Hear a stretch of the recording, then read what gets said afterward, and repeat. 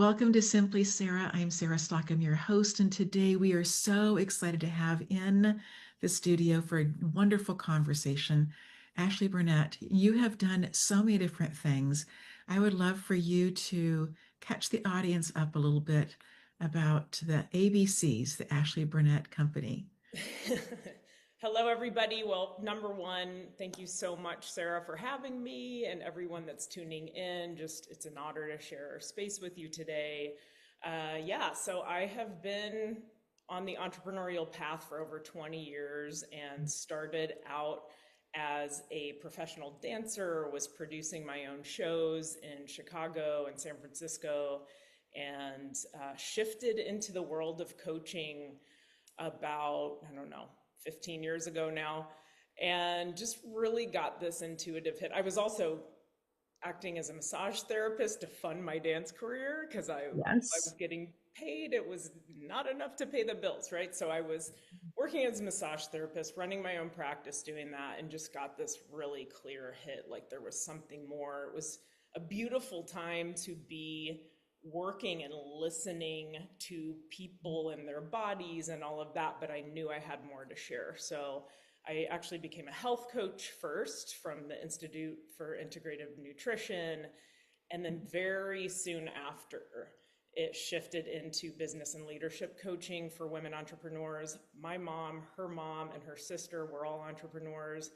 My grandmother was one of the first female optometrists in the Chicagoland area. She actually had to put herself through school after her husband passed 2 days before their first child was born. So that just set her onto a path of really having to build grit and gumption and tenacity and reopen his Definitely. practice. And, my mother then ran her own dance studio and has been basically a serial entrepreneur, myself as well. And my aunt was a textile artist who ran her own company. So it really put me on this path, and folks started quickly coming to me for like, how did you do this? How did you build this? How did you, create this business? And I ended up shifting into the realm of business and leadership coaching, but holistic lifestyle, honoring the whole woman, talking about energetic hygiene, which I know that we're going to talk about today, really comes into that space. And yeah, wrote a book called Your Spacious and Seasonal Year, which really supports the woman entrepreneur in aligning her life and her business with the cycles and rhythms of the natural world, because we are not separate from it. We are a part of it. And I actually am just signing on back on after a nearly month-long sabbatical, summer sabbatical. So, it just, that's kind of the trajectory of the path.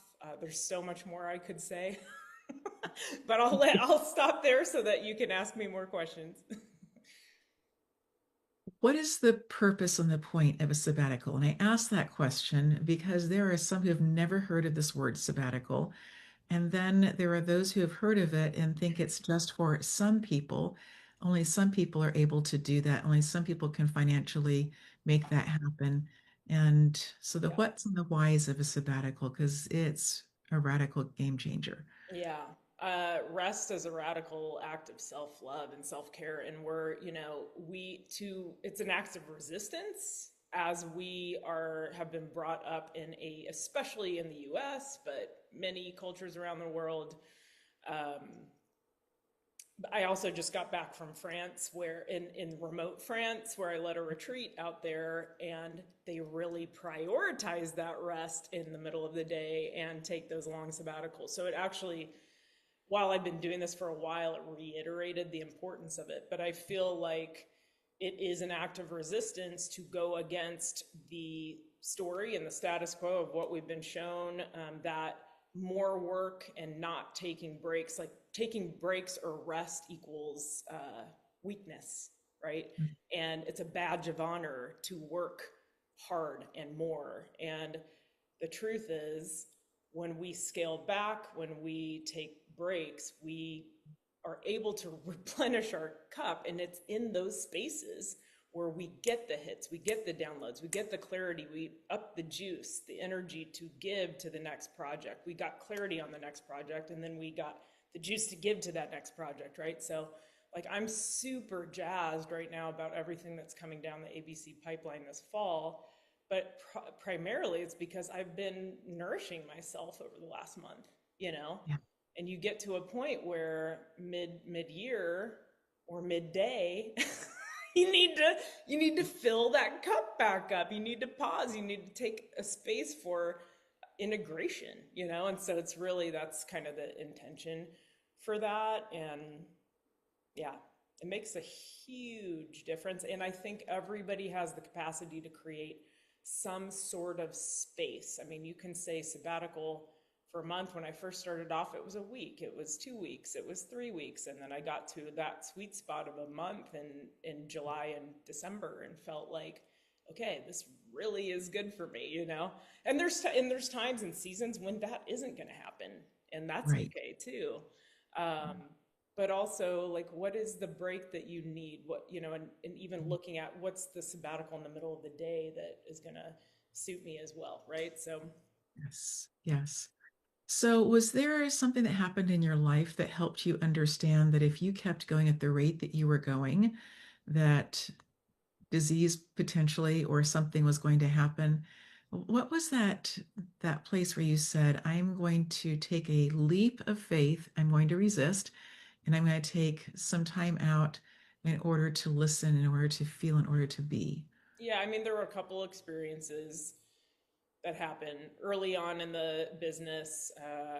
Just you know, was working 12-hour days, staying up till 2 a.m. And, you know, there's excitement when you're starting something new, right? And at that time I was younger. I was in my, you know, late 20s, early 30s, and in a place in my life where I had a little more energy. My husband, my now husband, we were doing long distance for 2 years. So it was just like I had that space to give, but then I realized, okay, this is not going to be sustainable. And I felt like those inklings of burnout coming.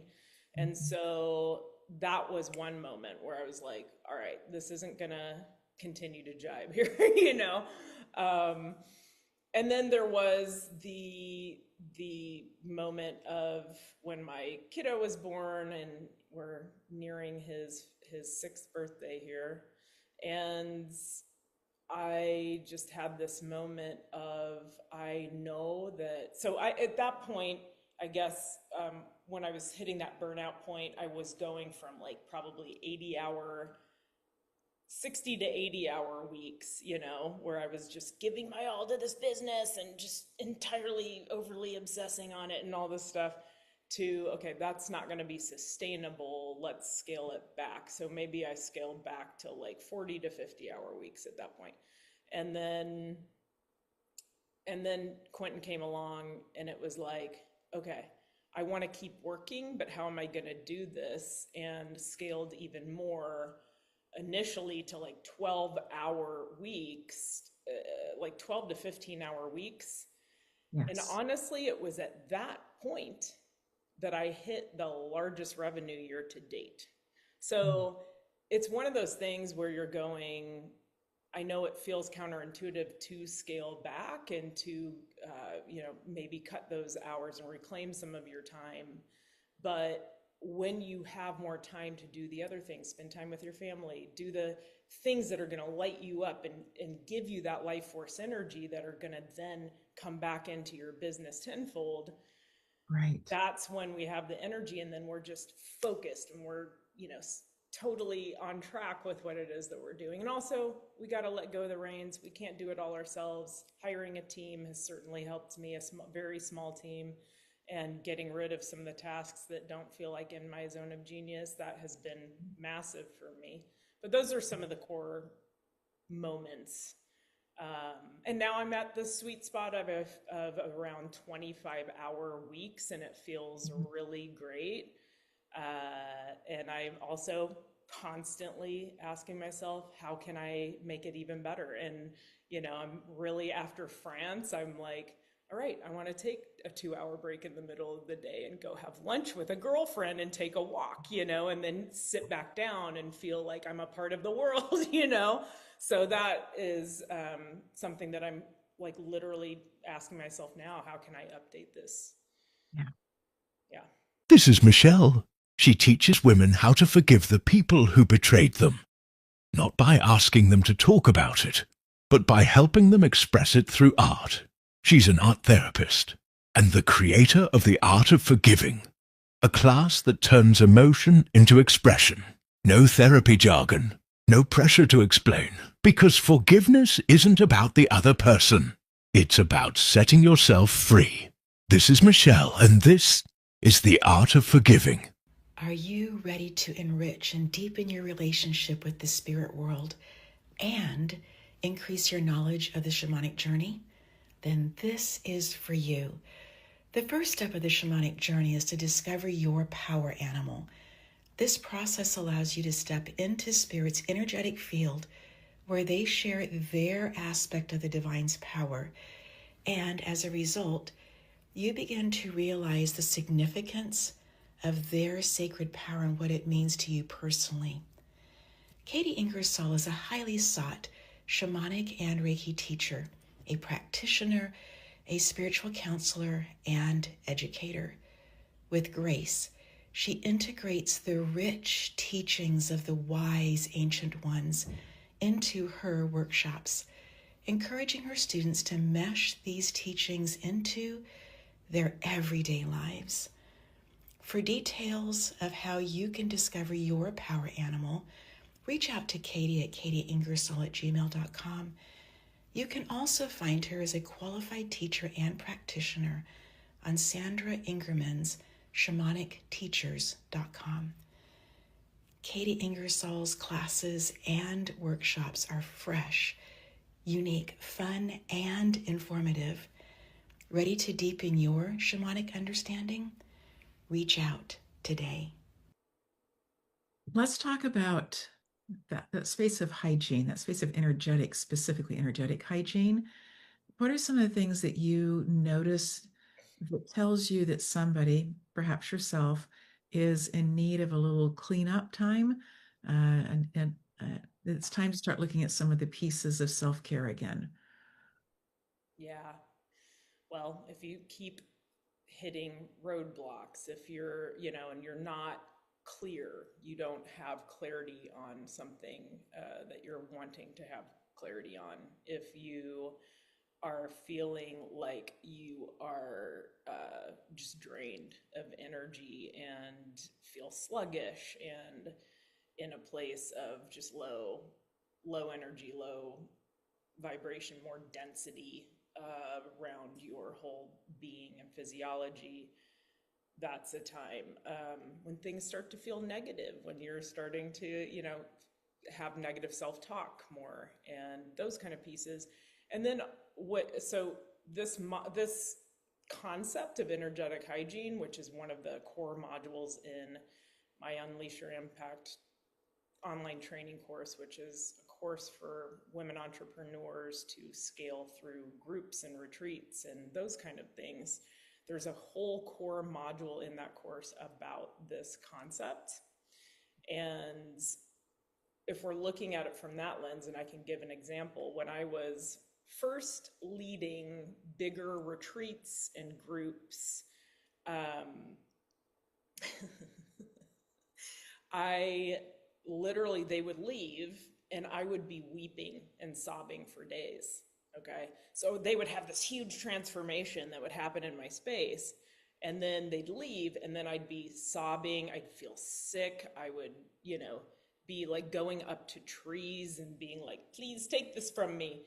Right. Because I didn't have the tools and I wasn't prioritizing that energetic hygiene to ground manage and clear my energetics before, during, and after my event and facilitation, to avoid burning out and taking on that energy, right, and embodying that energy. So that's another core element. If you are a facilitator or someone holding space for people, even if it's one-on-one work, Right. and you're starting to feel drained after that facilitation, or you feel sick, like, I mean, I remember my old coach telling me, when before she had tools like that too, that she literally threw up after giving, like, holding space at her first mastermind retreat again, because she didn't have those tools, right? So it's things like that to look out for. And that space of the body just expelling what it's been holding on to, saying, this doesn't belong to me, I need to get rid of this. And it's a healthy way. And if you've eaten something, but not necessarily, if you've literally eaten something, but not necessarily so helpful to be eating, taking in, uh, allowing other people's energy as we hear their stories, as we help them process things, to be able to, it's healthier for us to be able to see that outside of ourselves rather than taking it into ourselves. What are some of the things that you encourage people to do in their calendaring, in their daily life, to help out with that energetic hygiene? Uh, Schedule in breaks 100%. Like schedule, set a timer, get really clear on what your seasonal schedule, your time in, your time on, and your sacred time off. And during that sacred time off, you can build in specific self care, joy, creativity breaks, things like that to really get yourself into a place of refill and inspiration so that you can come back and continue, right? So if we just power through, and that's what I see so much in the US, and again, many other Western cultures, that we are, you know, it's go, go, go, never stop. The phone is on all the time, and it's just, it's too much. And you can't, that, the more that you get that into that space, the more the energy is going to get denser and denser and denser. You cannot channel. I mean, you know all this stuff, Sarah, but like you cannot channel when you're in that space of density, right? So we have to recalibrate, go outside, plug your feet on Mama Earth, right? There's so many studies that have been shown when you just put your feet on the earth and walk around barefoot on the earth, how it can help recalibrate your nervous system, right? Taking any of those, you know, schedule in the break and do some sort of very simple 5-minute practice that's going to recalibrate. One of my favorite practices, especially midday or mid retreat leading, is called active or constructive rest. It comes from the Alexander technique, which is something that I was initiated into in college. And it is helping you to get your spine into a kind of an ergonomically correct position. And so what you do is you lay on the floor, you put a very small, kind of like slightly less than 1 inch, like 3/4 inch book underneath your occiput back here. You Uh-huh. lay on the floor, you bend your knees up, and then you can rest your palms on either side of your rib cage. Uh-huh. And when you get your spine into that ergonomically correct position, it can help you to feel like you've gotten a 30-minute nap in 5 minutes. So Mm. set your timer for 5 minutes, do it. If you need to tie something around your knees so that they're not splaying and knocking in, although knocking in could be a fine position for you to hold that in as well.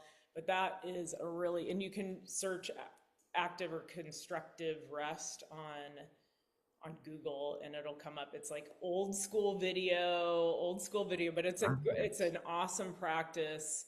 That's one of my go-tos. But, breath work, meditation. I'm meditating 15 minutes a day, twice a day now, morning and evening.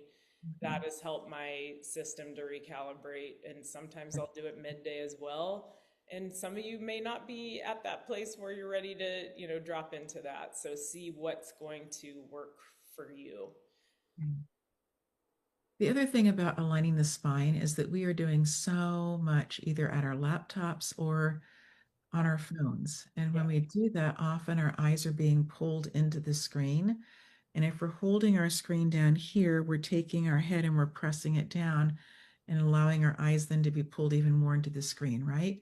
I understand that. And yes, holding it up like this, whatever, your laptop, not the laptop, but a tablet or a phone can be tiring, Yeah. but just to be aware of what you're doing with your neck and your body, because we are seeing a huge shift in young people and their spines and what's taking place with that.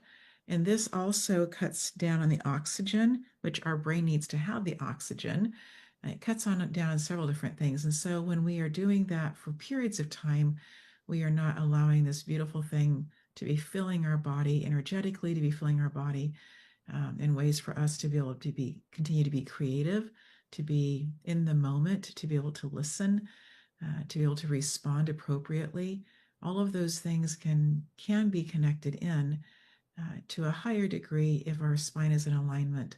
And so what you're talking about is taking that time to um, find a place to lay down. And I love that it can be on the floor. It doesn't need to be on a fancy schmancy something or other. No. You can literally be in the library, grab a book, Anywhere. Yeah. lay down, and set the timer for 5 minutes and allow that body the space that it needs. And as we continue to get into technology and AI and those kinds of things, I was talking with a client this morning who was sharing that one of her friends is spending time every single day asking AI different things, intend and talking to my client that AI has now become her friend. This is a person that she's looking forward to having conversations with every day. And that space of we need this kind of conversation. We need to be actually face to face with people having conversations. We need to be, if that happens to be in a coffee shop, if that happens to be out for a walk, but we need people. People need people. Yeah. And even introverts who need to process, have it quiet to process things internally, they need to have people as well. Maybe they prefer a little less time or for certain less noise around them as they're having conversations, but they also need to be in conversation with people. And so I think that part of what you're talking about with this energetic hygiene is to be looking at where are we intersecting in a healthy way with humans, and where are we intersecting in a healthy way with technology, and where are we making sure that um, we are keeping eye on all the different things that we are doing and how we are doing them, with the thermometer, the barometer being our physical body, right? How are we feeling at the end of the day? How are we feeling before lunchtime? Are we actually hungry, or is it just because the alarm went off and it's time for us to eat that we choose to then take in more? Because that's also, I think, a little bit of a way, if we look at it and think about it that way, can be how we look at our calendars as well, that our calendar can be a plate that we just keep putting more on and more on. And maybe it's good to have that Thanksgiving meal once a year, but it's not so good in any way for us energetically to have it every single day or every single meal. Yeah. Yeah, and I mean, this is about setting yourself up for with a strong foundation and being able to create sustainability for your daily life. So these practices, these energetic hygiene practices, in the module of Unleash is not just conducive to folks that are entrepreneurs. I created it originally to support them around how to ground, manage, and clear before, during, and after, again, facilitation. But anybody can use these practices. And in fact, I've taught this workshop to, hundreds of people who are just working 9 to 5 jobs or whatever they're up to, and can be super useful. So, I mean, again, grounding your, what is the foundation that you're going to set at the beginning of the day? Is it literally I pop out of bed, I grab my phone, I scroll, I get up, I do everything for the kids, I don't even have a moment to myself? I got shooken, shaken, or whatever, by this Hawaiian shaman when I was working in Hawaii and learning their shamanic practices, probably about 7 years back. And he was this, big, massive Hawaiian man who had all of the knowledge from the, traditional culture and indigenous culture, and was passing it on to us. And he literally would go up there and be like, "What is your foundation? Like, what are you going to do before you do anything for anybody else at the beginning of the day?" And if it's literally taking 3 deep breaths in your bed before you get up, that's enough. That is something, right? And so it's setting yourself up for a strong day, right? And then midday, okay, where am I at? How can I pause? Like, what do I need to do to shift? And finding a place to recalibrate and integrate what has already happened. Simple things like tapping or patting the whole body down, taking deep breaths, going, like I said, earthing, and also just taking a walk or taking lunch or something like that is going to break up your day so that you can come back and have more energy to give to the rest of the day. And then once you're done with the day, having some sort of ritual or some sort of practice to clear what has happened, right? I love to, like I said, sit. Sometimes I'll do a breath work. Sometimes I'll pull a card. Sometimes I will sit and do a meditation. Sometimes I'll do a practice that I was actually initiated into in Hawaii called Ho'oponopono forgiveness meditation process, where you're cutting the core and you're kind of forgiving everyone that you came in contact with for the day, letting it go and getting yourself into a clear vessel, clear channel before you're going to bed. And so those kind of practices are going to help you energetically, because we're 99.9% energy beings. Atoms are consisted of 99.9% energy, Right. not Yes. matter, right? And so Right. we are energetic beings. And I think that's like the main thing that we need to let people know. While we can see ourselves and feel, the tangible form of our bodies, that really were made up of energy, and that energy is going to everyone that we come in contact with. We might embody that if we don't that energy if we don't have these strong practices, and Yeah. we can also release the energy through some of these Mhm. simple and effective practices that I teach in that module. So yeah. I remember learning as a Reiki practitioner to, at the end of the session, to make sure that the practitioner said, what's mine is what's yours is yours, finding a way to be able to do that, whether or not you said it or you did it in a different way. For me, it was always letting water run over my wrists. That's always been for me Mm, something that helps me cut the energy. mm, And there'll be times that I will just dismiss myself from a meeting or whatever to just go. And the walking to the restroom can be helpful, but many times I'm going to the restroom, not because I need to use the restroom. I want the water over my hands, over my wrists particularly. And I remember at one time thinking, that's a nice ritual. That's a nice thing to do. And part of the training had also been when you start using words that are not necessarily in your vocabulary, when you start acting and thinking in different ways that are not necessarily that are foreign to you, but you are actively, check to see if you've been taking on someone else's energy. So sure enough, I finish up a Reiki client. I am needing to get to an appointment. And so I don't take the regular time that I would to do all the things.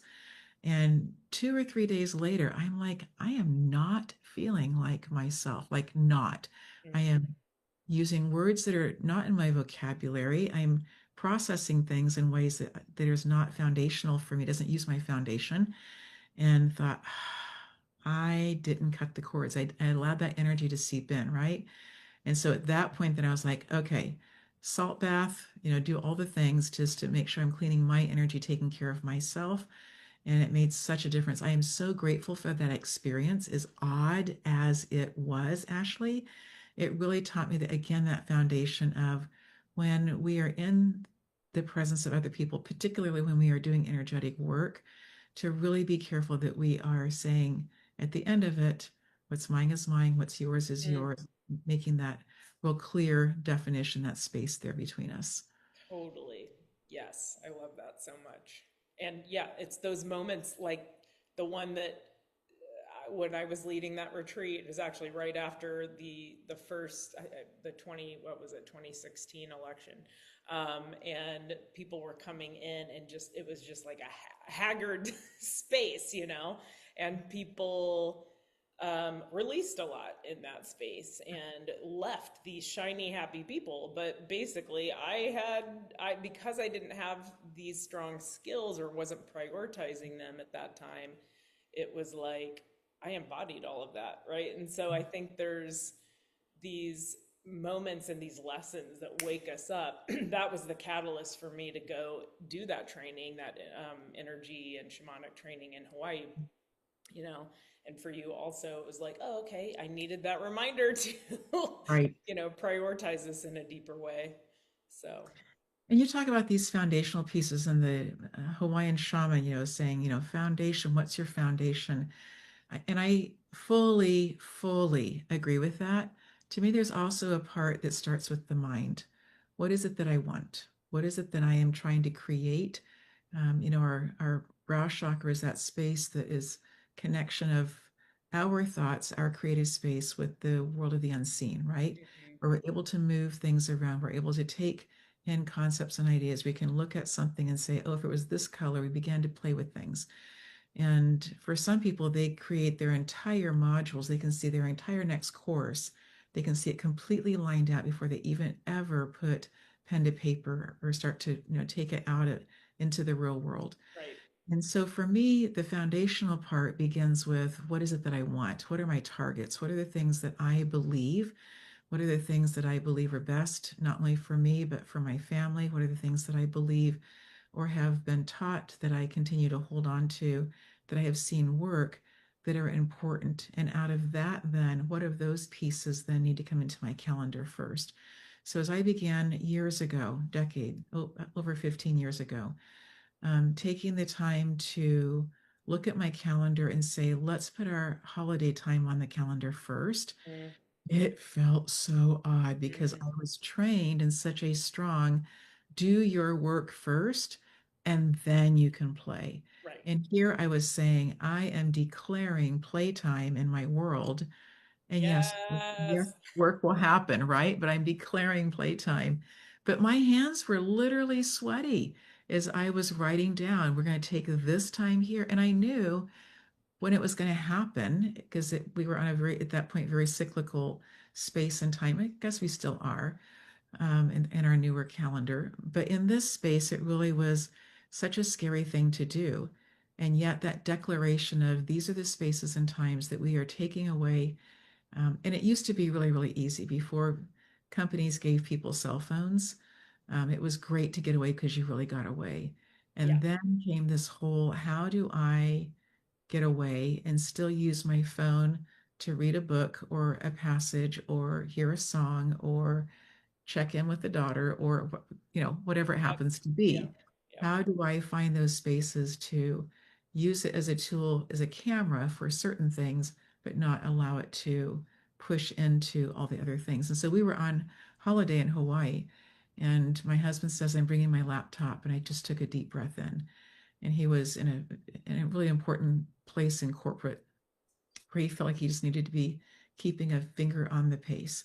And the previous trip to Hawaii, it felt like he was on until 2 o'clock in the afternoon Hawaiian time.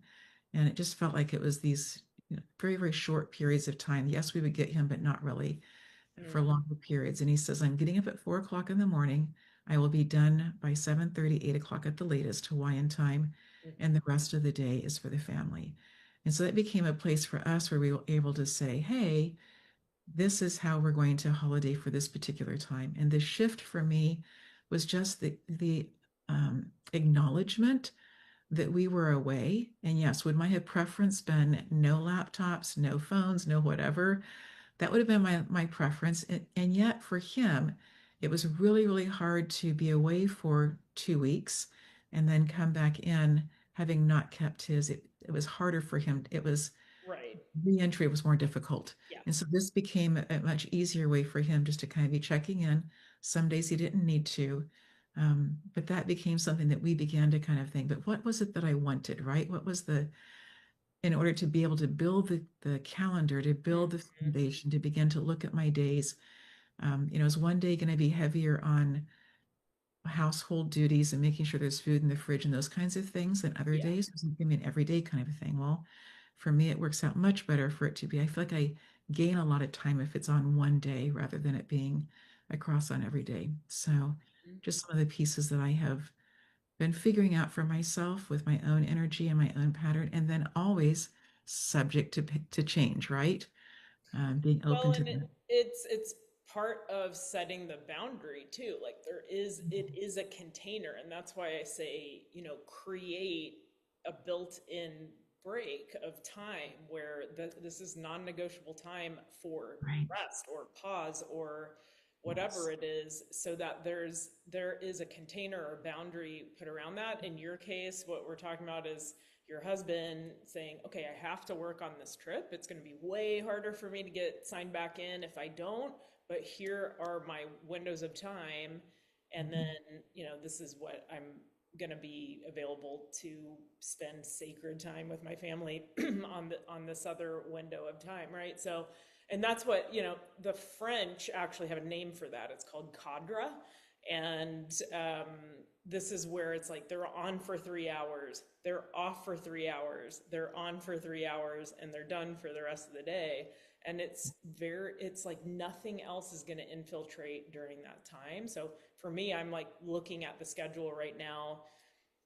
We do a lot of seasonal scheduling in the business work that I do here, and that is going to fluctuate from season to season. But Sure. um, you know, what is the window of time that I'm available, and what is the window of time that I'm not, and nothing gets to infiltrate during that time. So it is about setting these stronger boundaries, and that boundary setting can open up space. The no can open up space for the yes, right? So yeah, Absolutely. Absolutely. And I think also just trying the no. And right. some people feel like they need to give an explanation for that. If you feel like you must, then okay. But that space of, particularly for women, that no is a complete thought, it's a complete sentence, it's a complete answer. And then to kind of watch what happens around with people around. I find it very, very interesting that there is one person in my life that when I say, she asked me this morning, are you busy today? And I said, yes. And it wasn't very long after that that she had a list of things. And I thought, this is a pattern. And when patterns begin to show up, for me, that's a space for me to say, I want a different ending. I want a different way of dealing with this. And so as I was kind of walking away from that, I decided I'm just going to change the energy by saying, you know what? Let's take care of this one thing right now. I know that you want to go do something else, but this one piece right now is really important for us to do. Let me show you again how to use the computer on this particular thing and do this one particular piece that she wanted to do. She's an older person, and so let me teach you that. Let me show you that again. I will need to show this to you several more times, but this is how you do this. And so she was asking questions and doing, but that then gave her some freedom to go work on some other things that she wanted to work on. I find it to be interesting, though, that when the question starts out with, are you busy today? And the answer is yes, that on those days, and I don't know if I'm ready to start jotting down the days that I say yes, these are, and I had said yesterday, this is what I'm doing today and the things I'm doing today. So she knew yesterday. I just think it's interesting how we get challenged on those boundaries in order for us to show up if we are going to be true to our boundaries. If we're 100%. actually, if our yes means yes and our no means no. And I just think there is a little bit of a magical joy inside of it. Yeah. Once I get past when I begin to see the pattern, oh yeah, yeah, I see that. The answer still is the same answer. And those challenges are like massive gifts, right?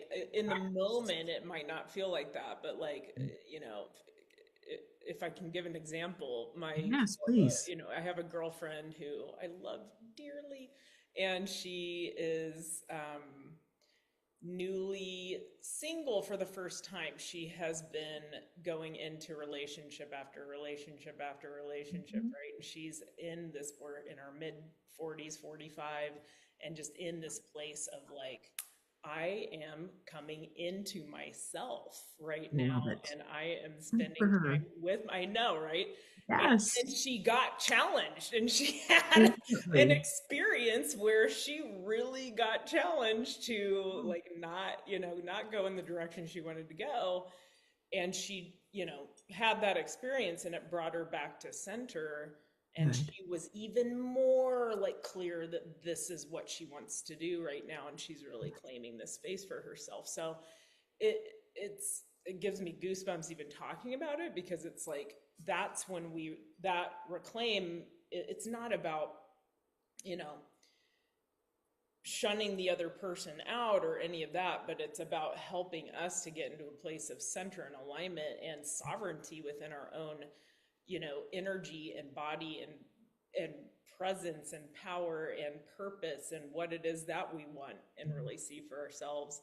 And then Yeah. that gets reiterated through that experience. So, and I I- mean, I'm not going to go into details about mine, but I'm also getting challenged in that way too right now. And so, Yes.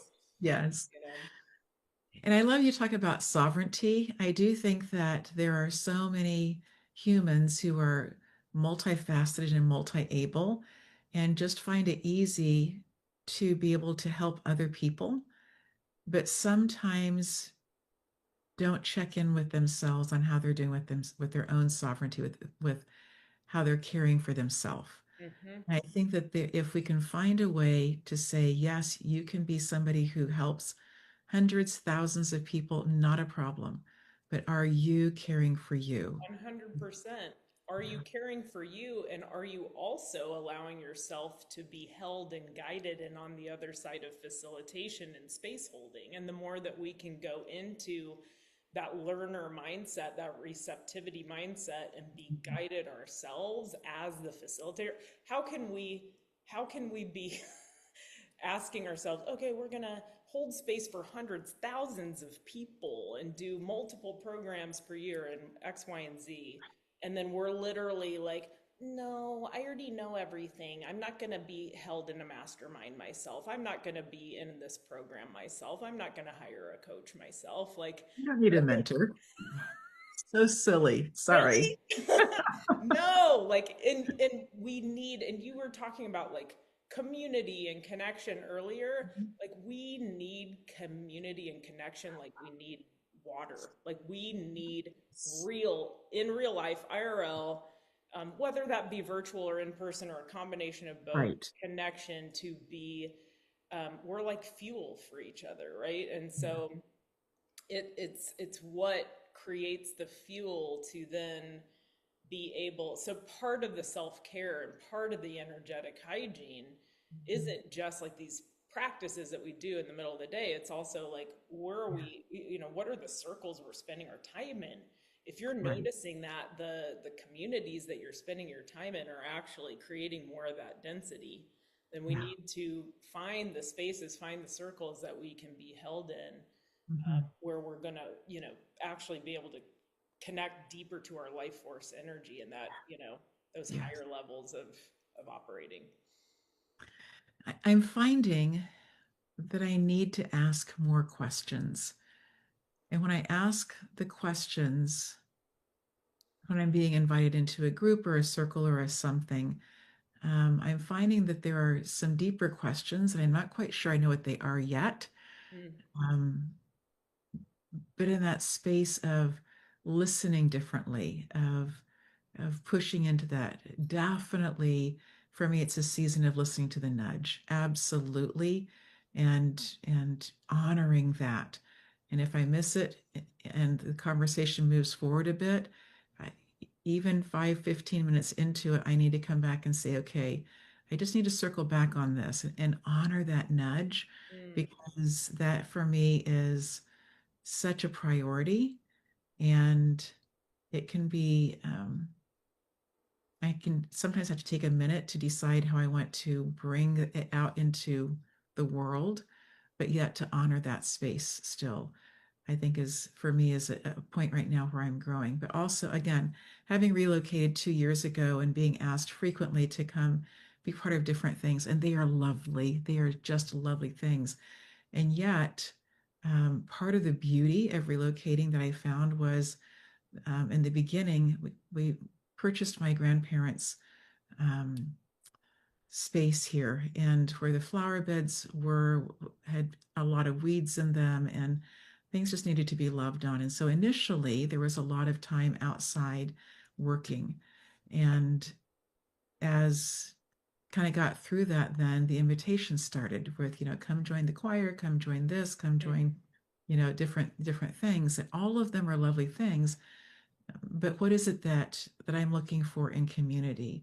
And I think being aware of that Yeah. and then being willing to be open to the possibility of the magic and the serendipity of life, of what we're looking for showing up in a different way, in a different community, in a different space, I think is um, for me, something worth watching right now. Where did you relocate from and to? Because I did it right at the exact same time frame. So we both moved out of California, different places. You were in Petaluma, I think. Petaluma, an hour north of San Francisco. And I was out there, yeah, in San Francisco for 10 years and Petaluma for 8.5. My soul home, my dream is to have, homes in two locations eventually. But yeah, I mean, there was a myriad of reasons why we moved back, but where did you move from? So we were in Southern California. We were in Claremont. There are two different Claremonts in Southern California. We were in the one that's in the farthest west, sorry, farthest eastern edge of Los Angeles County.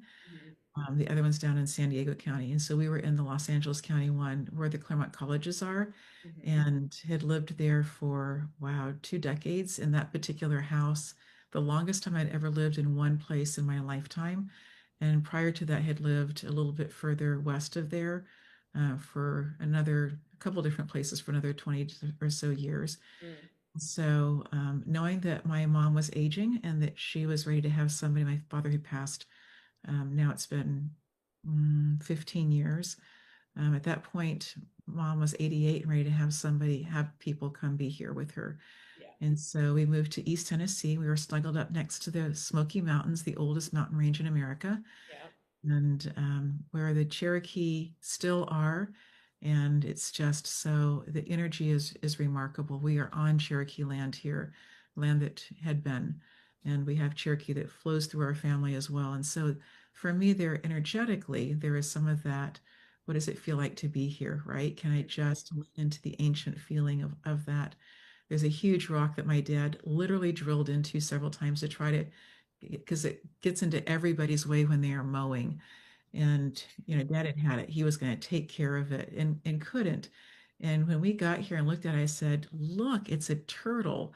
And that's one of the pieces of Native American, right? That the turtle was first. Yep. And so we've, cleaned out the area around it and just appreciate that this piece of rock that nobody else has been able to move is still here and Wow. grateful for that.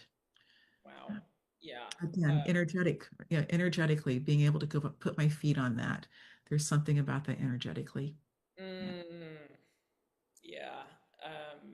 Well, we were called for similar reasons, I think, because I was, yeah, drawn back here to support my dad who has Parkinson's um, and also, take the work that I do in the world, which in Petaluma, I was leading retreats on the property that I lived on.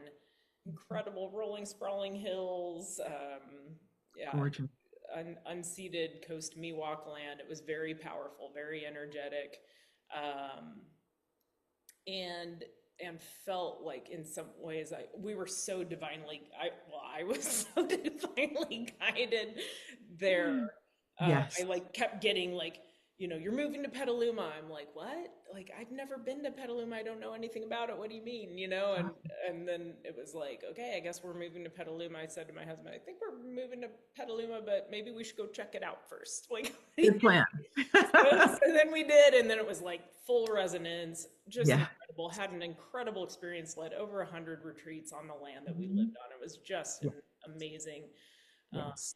space. And then it was like, okay, there started to become a little dissonance, and I was going, what is this? Like, what's going on?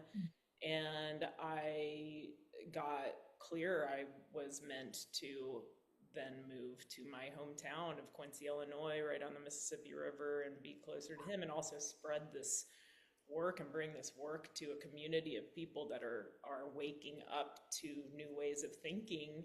Yes. Whereas there's so much saturation, it felt like, in some ways my work had been done out there, and I know Right. it's not done. I still go back every 3 months and all of that. Yes. Like, you Yes. know, there was a deeper calling. And so that's part of like the energy hygiene you're talking about, tuning into intuition and stuff like that. Yeah. When you prioritize the energy hygiene work, Yes. that's when you can hear the direction so much more Mhm. clearly. And it's like, whoa, okay, I'm supposed to be guided. And it doesn't mean that, like, oh, we have to, up and move every 10 years to new places or whatnot. It's just that we can start to get clear of what our direction is, what the next right action is in our lives. And then things really make sense and we can expand at warp speed and all of these things. So, you know, yeah, it gets exciting when you start to prioritize this work.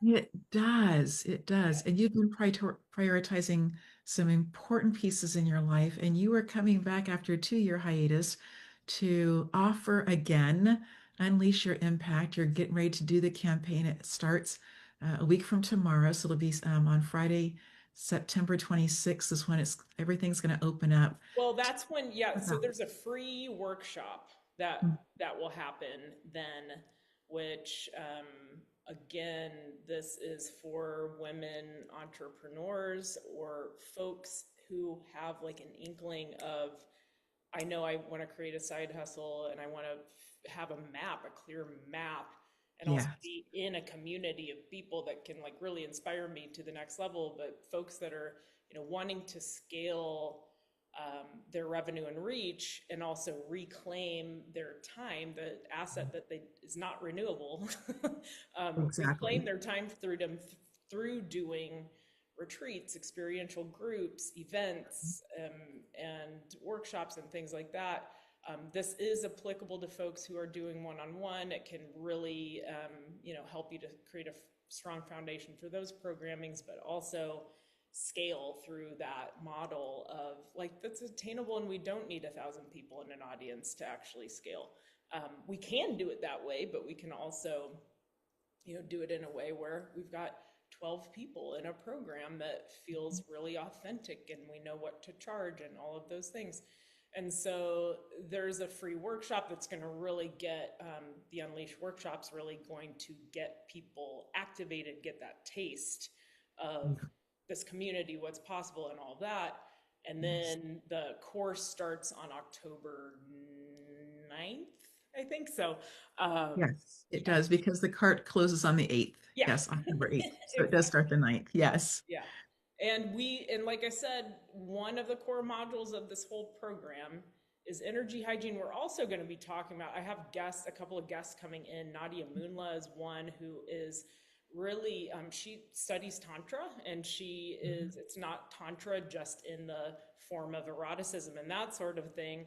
It's about like, how do we get ourselves into an energetic alignment as we're selling, as we're, stepping forward in our leadership. So we'll be talking about things like that too. So there's a lot of this energy conversation getting woven into the practical, tools, strategy, structure of, weaving the masculine and feminine together to create cohesion and harmony in our launch processes and that sort of thing. And how long does the course go? Starting on October 9th? Yeah, so it's a 6-week online course. Mhm. Yet, for those of you that feel like you want a larger container of support, there's a mastermind that's a part of it. That's a 4-month container that will like kind of align with the course, but also extend after the course happens. And like had people go. This is the 6th time we've run this course. I did put it down. I think I've put it down. This is the last time I ran it was in 22. So I guess that's 3 years now. I'm like, whoa, okay. So it's time. It's time to bring this back. Yes. And I think that, for those that we've had people go through the course multiple times, is what I'm trying to say. We have, women in the community that have been with us 4 to 7 years. They keep coming back in because they want that juice and that energy, right? And so the mastermind is it's going to be a great catalyst to moving forward into 2026 goals, and just get you into that place of really vibing high with this community and your work, and really stepping into your leadership in a different way. So there's 2 tiers of support. It's beautiful. Yeah. When I think about big events, I was talking yesterday with somebody who's a huge speaker nationally, and she was talking about the possibility of maybe being invited to something big. And I just looked at her and said, "Do you happen to have a gown? Do you happen, is it in your closet?" And she laughed and says, "I happen to have several gowns." That space of being prepared, right? She's looking at the possibility of being on even a bigger stage at a larger event, has the pieces in place in preparation for that. So as you talk about getting ready for a bigger 2026, it's not that we start that on, December 31st or January 1st, but that space of doing the inner core asking, finding out what it is that we want, and then laying the foundation so clearly and so well. And what you are offering is exactly that. That's going to, for the people who want to do the shorter version of 6 weeks, they will have all that done before the end of the year. For Right. those who are looking for more support and the interaction as the year begins, that will be available as well. I love that you are offering all of the above. I think it's such an important thing for people to be able to have those options and to look internally and say, what is it that I'm ready for? What challenge that I am I ready for next? Yeah, and like one last thing I want to say is, so my family is, my dad is from Speedway, Indiana, home of the Indianapolis 500. We are big race fans in this family. And my kid, who's almost 6, well, when this gets released, 6, Yeah. and he is like a fanatic F1, Ferrari, like Lewis Hamilton, like he's full Yes. on race fan, right? And so when cars are driving, there's that moment of catching the draft, of being right behind someone else, catching Yeah. that draft, and you're going to be able to, slip into that draft and go quicker than Yes. if you're just, way back here by yourself, right? And so Right. it's that energy when you step into a program like this or a mastermind, that Mhm. energy of catching the draft, because you're catching the other people's high vibe, high vibration. I mean, we have people that, have just recently, yeah, because they found their voice, became internet, sensations overnight, because they, like, their video went viral, and all of a sudden they're, got a community of almost 100,000 people on Instagram. I don't, but they Yeah. found their voice, and that's what happened to them, right? And other Yes. people who just manifested their dream home in France, because, and that's where I led the France retreat, because they set that intention in the circle, right? And so Yeah. there's just really cool things that happen when you get yourself into a community like this and Yeah. you catch the draft. You do. You do. And it also opens up the possibility wider. The door becomes wider as you listen to other people sharing their possibilities. You're like, oh, I had never thought of that. Could that be something that uh, enlightens something inside of me? Because you are going to hear other people talk about things. You're going to go, nah, that doesn't really. But there are going to be things that people say, they're going to say, wait a minute, I had never thought of it that way or seen it that way. Is Totally. that a possibility that I can add to my desired, to my perfect future in that space? Could I possibly do that? And that's so beautiful. It Mm, helps you go from that doubt mindset to that possibility mindset. yes, And I will give one more final please. example from myself, where when I was working with a coach, um, she asked us, what, in a mastermind program, what did your business look like 3 years ago? What does it look like 3 years from now? This was when I was still living in San Francisco, and I was getting ready to move to Petaluma, and I was like, but I didn't know it yet. And I was like, I want, and started writing down the vision. I want to live on beautiful land with my family and in supported community where I'm holding the retreats and creating like a retreat center space.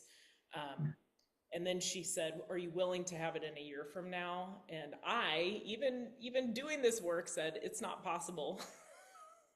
And then, of course, what happens when you're working with a coach in a group? Yes. They're going to debunk you. Right. And I was like, "Oh, is that true? What else might be true?" And it was like from that moment, 9 months to the day that we were living at that property in Yes. Petaluma. So that only happened because I got myself from a it's not possible mindset to a possibility mindset. Exactly. And that's Exactly. what happens when you're in these circles and these spaces, and it's magical. And magic can't happen if you don't believe in it and you don't open yourself up to it, right? And so, yeah, what alchemizes in those spaces are Mm. amazing. It's incredible. It truly, truly is. Are there things that you'd like to reiterate, friend? I'm loving this conversation with you, Ashley. I think the biggest thing for me is just reclaiming your time, your own energy hygiene, and that's where it all starts. It all starts with our getting our space, our self, our physical, emotional, spiritual space into a place of alignment and resonance. And Mm. look, we weren't designed to be doing this all day on our computers. Like and so True. how can you hack that system even if you do have to show up 8 hours a day on your computer? How can Right. you hack it? How can you make it work for you instead of you having to constantly work for it and try to fit into that mold that we're just not designed to be a part of? So create the breaks, find the pieces within your day that help you to remember who you are, remember that you are part of nature. Mhm.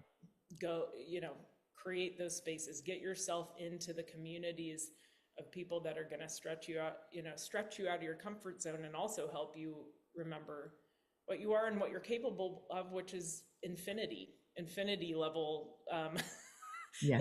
infinity level growth and like magic and really creating the aligned. I think the biggest blessing that we can give to the world is getting ourselves aligned and living out Mhm. our desires to their fullest capacity. We weren't brought down in these bodies to not have desires. I meditate every day. Buddhist mentality is, there's a lot of the desire is the root of all suffering. I don't believe it. I think what is the root of all suffering is when we become attached to the outcome of those desires. So if we're attached to the outcome, that's when we create suffering. If we have a desire and we claim it and we say, Mhm. I'm open to, I want this. And this is the piece that my coach at that time, when I was manifesting that Petaluma property, gave me, which was we said after we stated those statements out loud, and with Right. or without exactly this, I am at peace. And so Yeah. that comes to I'm going to state and claim and have the courage and the bravery to actually say what it is that I want, Right. actually maybe put myself out there to go get it. With Yes. or without exactly this, I'm at peace. I'm at peace. So there's just that element of releasing attachment to the outcome, being okay with what unfolds, but let's go. Like let's live out the desire and if we have a download of something that we're being called to do, I mean that's what we're here to do. So I think it's the greatest gift for us to have the courage to move forward towards those desires. I absolutely agree with you. Ashley, thank you so much for this incredible conversation. Thank And, you. and to our audience, take good care of you. Until next time.